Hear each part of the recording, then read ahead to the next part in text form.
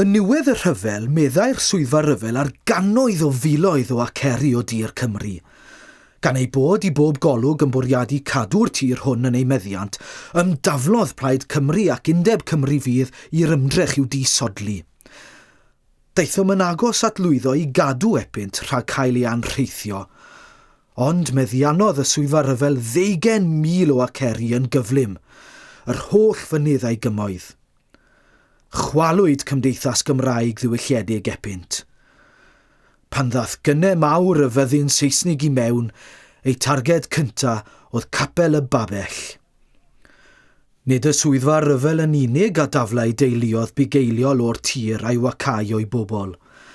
Dyna hefyd o wnae'r Comisiwn Coedwigo a gyhoeddodd yn 1949 ei obeth am osod miliwn o aceri o ddaear Cymru dan goed.